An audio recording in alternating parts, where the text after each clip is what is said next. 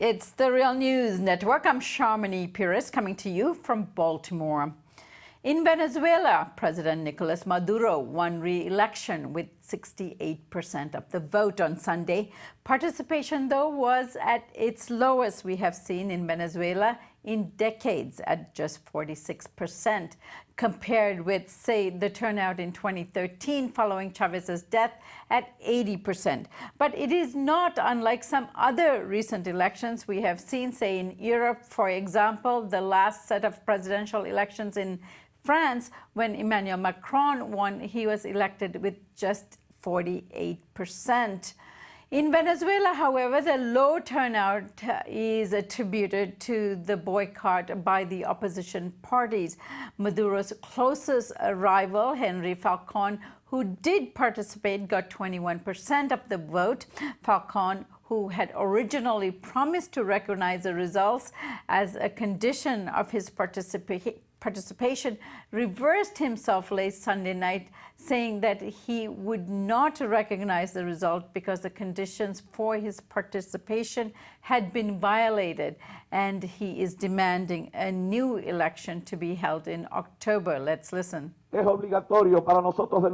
obligatory for us to denounce that the agreement signed was not respected and does not exist. And from there, we don't recognize this electoral process as valid and as having taken place. For us, there were no elections. New elections in Venezuela need to take place.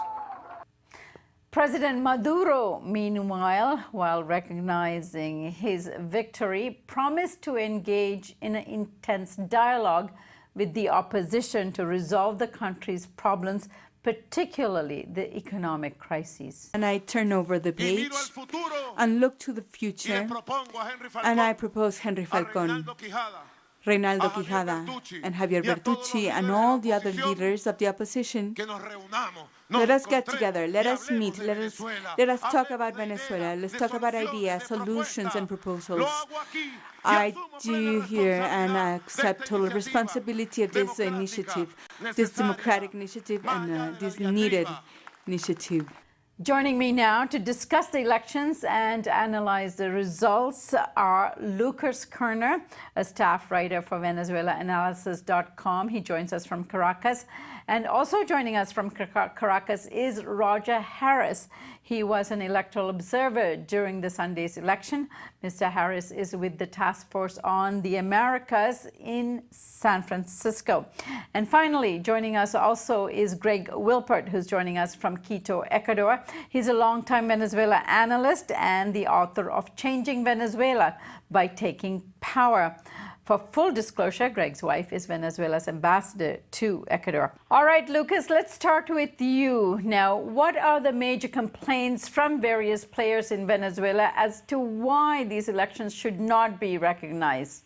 Well, I think beginning with Henri Falcon, the opposition frontrunner, he, together with Javier Bertucci, who is the evangelical candidate, who they're saying that the election is illegitimate, and they point to basically as the main gripe that they cite is the so-called red points or red tents, which are basically socialist party points that are basically set up within supposedly within 100, 200 meters by law 200 meters of the voting centers, and basically monitor.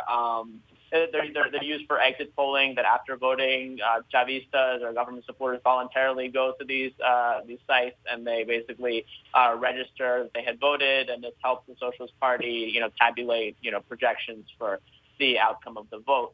And they're saying that these red points are used to coerce voters or to distribute patronage or any other type of irregularities. They have not really cited any other evidence for why they think, or any other claims for why they think the elections are fraudulent. The main opposition parties that boycotted the election are also saying the election is fraudulent, but they are not even, they have already said that it was a fraud, months ago, and they have not cited any evidence. Falcon and Bertucci are calling for the elections to be redone in October, and Bertucci actually goes as far as to call for Maduro to be prohibited from running. Maduro has, of course, called on his defeated rivals to recognize the results of the election and to sit down to dialogue and, for national reconciliation beginning today. All right, Roger, let me go to you. You toured various centers in the state of Vargas along Venezuela's coast. What did you see at the polling stations, and what did people tell you? And focus also in on these red tents that were up. From my experience of being at Venezuelan election polling stations, these red tents exist 200 meters away. And they are there in order to, I guess, capture the different voters that have come to the polling station to make sure that their registration with the certain parties are still updated. And they usually have celebrations or treats given out. But at the same time, now the opposition is claiming that these red centers or red tents were giving out certain prizes for having voted. And so, Roger, could you comment on that as well? Yes, we were part of a large team, over 300 internationals, looking at polling places in Caracas, throughout the country, also on the coastal state of Vargas, where I was, as well as in Caracas itself. We didn't see any irregularities, but that was just anecdotal. It's I kind of would say with the big news is that there was no news. People were very worried about violence, about obstruction of voting and stuff like that. We didn't see that. It was a very orderly process. I spoke to a young militant in the state of Vargas. His name was Jose. And the way he described the voting process, it was their celebration of democracy. The Venezuelans that we came in contact with were extremely proud of their democracy, very proud to have the ability to have elections, and very proud specifically about the technical parts of their voting system, that it was so fraud-proof that from taking fingerprints to using a photo ID to having a paper ballot validate the electronic ballot, they were extremely proud of the foolproofness of their electoral process. Lucas, you spent most of the day in Caracas going to voting centers in different parts of the city. What do you make of the Falcon's claim here that the election agreement that he signed with Maduro and the Electoral Council were violated? What was supposedly violated, and is there any evidence? Like I said before, Falcon's main complaint here is that the presence of these red points, which are supposed to be 200 meters away from the entrance to the voting center, that these were used to coerce or intimidate voters or to otherwise distribute, gifts or basically control the voting of, voters. We spoke to witnesses for both Falcon's Progressive Advance Party and Javier Bertucci's Hope for Change Party in almost every voting center which we visited. And it's important to recognize that in Venezuela's electoral process, opposition parties as well as pro-government parties, all parties have witnesses present in, ideally in all voting centers in the country in order to basically monitor any irregularities, as well as they will basically have access to the results, the printed out paper ballots, the tabulations of those results at the end of the day, which they can cross-check with the electronic results in order to make sure that no irregularities take place. And they told us that they had no issues with the way the vote was taking place, that it was all going smoothly without irregularities. And these opposition witnesses, they did complain that these red points were too close to the entrance of the voting center. Nonetheless, they stressed that in no way was the right of people's right to suffrage being interfered with in any way whatsoever. That people's vote is their vote, and given that Venezuela has a secret ballot, regardless, even people, Chavistas go and register with this, red point, they could have voted for the opposition. The government won't know. It's just an exit polling mechanism. So I think that's the bottom line, that they're, and I think lastly, it's important to recognize that these red points have been used it's a standard practice by the government, for the past, by the Socialist Party and its antecedents for the past 20 years. It's part of its mobilization strategy, and that they've even been used in elections like the December 6th, 2015 parliamentary election, in which the opposition won by a landslide, scoring nearly 2/3 of the seats at that time. So it doesn't appear to be a lot of real, evidence for, the fraud claims. And in fact, the opposition, the other parties' opposition that boycotted the election, under a group under the Mood, they similarly cried fraud in 2015 in the last year's October 15th election for governor. They cried fraud. They did not cite any evidence. And at that time, Henri Falcon's economic advisor, Francisco Rodriguez, he actually conducted a study that dismissed those fraud claims and actually, really confirmed the CNE results. So there doesn't seem to be a lot of water in these claims. All right, Greg, let me go to you. The opposition just released a statement claiming that the turnout was just 18%. Now, Marco Rubio also tweeted that Maduro claims to have won with more votes than people actually went to vote. What is your response to this? Yes, it's quite ridiculous. I mean, the first thing about the 18%, it was actually something that was released earlier that had to be retracted because there's just no evidence really whatsoever. The thing is, over 50% of the ballot boxes are actually counted by hand. And it would really represent a tremendous stuffing of ballot boxes that supersedes the imagination. I mean, it would be completely unprecedented in the history of elections to basically fake what they're claiming is millions and millions of votes. It's just completely out of the question. And like Lucas was saying, they haven't presented any evidence whatsoever that the result is that much lower. As a matter of fact, actually, I think opposition forces recognize that this is a completely false claim, and that's why they've been relatively muted in stating it. However, the problem is that many media outlets have been picking it up, even though the opposition itself isn't really making it or substantiating it. I just saw a report from Bloomberg, for example, that has been reporting and repeating that claim, and even in the New York Times, they cited a 30% turnout figure, again, totally unsubstantiated, that hasn't even been repeated that often by political forces within Venezuela. But now it's becoming amplified because there's nothing else that the media can hold on to in order to substantiate the claim that everybody's trying to make, which is that these elections were somehow fraudulent. All right, Greg, what happens now? As we saw in the clips at the beginning, Maduro is offering a dialogue while the opposition, including Falcon here, is calling for new elections. Meanwhile, there are so many people trying to get in on this conversation, including the United States. And also, I should mention that in terms of that dialogue, Zapatero, former Prime Minister of Spain, who was in the process of mediating the dialogue between the opposition and the Maduro government, has re-offered to continue or start up those negotiations again. Your thoughts on that? Yes, the dialogue is going to be extremely difficult because the positions are so far apart. I mean, the big question is whether or not the opposition would agree to a dialogue.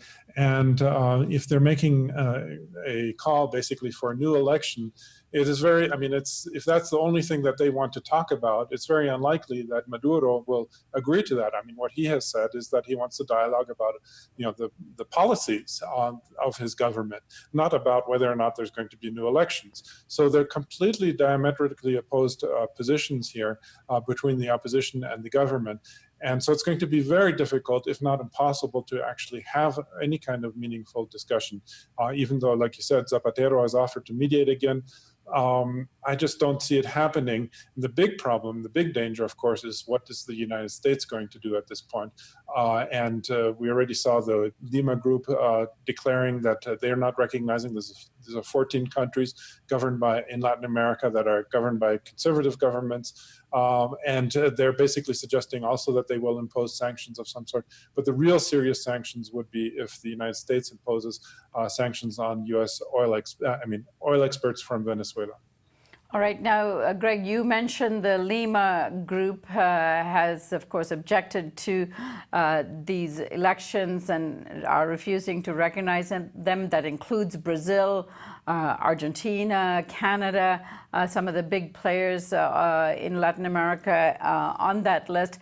But at the same time, we have China and Russia who will likely side with the Venezuelan government on this issue. China was already asked earlier today as to whether they recognize it, and they said that the sovereignty of Venezuela is their diplomatic position, and that they will honor what the Venezuelan people has chosen, which is a Maduro government. Now, I imagine Russia will also take that position, although we haven't heard from the Kremlin yet on this. Any thoughts on this, Greg, before I go to Roger for the last word?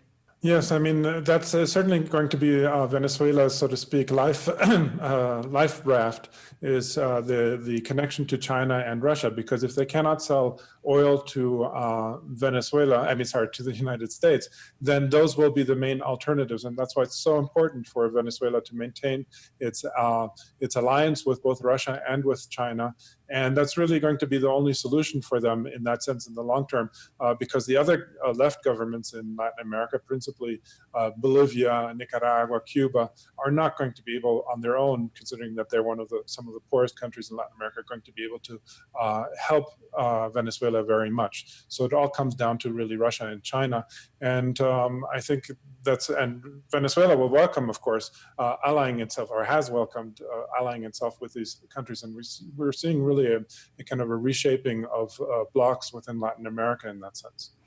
All right, Roger. Now, you had gone to Venezuela to observe the elections. I imagine there was many observer delegations, including from the European Union. The European Union has not issued a declaration at this point about the elections yet.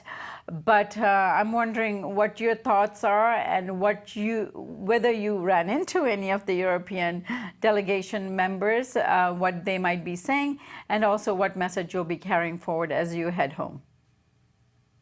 Yes, I met a number of Europeans that were observers. Some of them were in the European Parliament.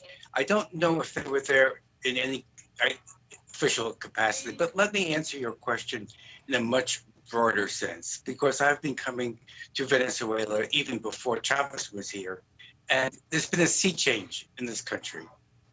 Before Chavez, this country looked to the United States for their identity. Baseball was the national pastime, not football or what we call soccer. Now Venezuelans have a strong national identity and a dignity about themselves. Also, the society has become much, much more inclusive, especially for women and for youth. I believe that there's over 300 mayoralties in the country, and about 100 of them, the mayors are below 30 years in age. And finally, and I think this is the most important thing, not only for Venezuela, but for the region and for the entire society, for humanity, is that Venezuela led the pink tide, the so-called left-leaning countries. That tide's been ebbing, but today we saw a staying of that ebbing, and that tide put socialism on the agenda for the 21st century. We have to see what happens in the future. All right, Roger, thank you so much for joining us today. And Lucas, your connection wasn't that great, but I hope we got the gist of what you had to say. Thank you for joining us today. Thanks for having me. And Greg Wilpert in Ecuador, in Quito, I thank you so much for joining us as well. My pleasure. And thank you for joining us here on the Real News Network.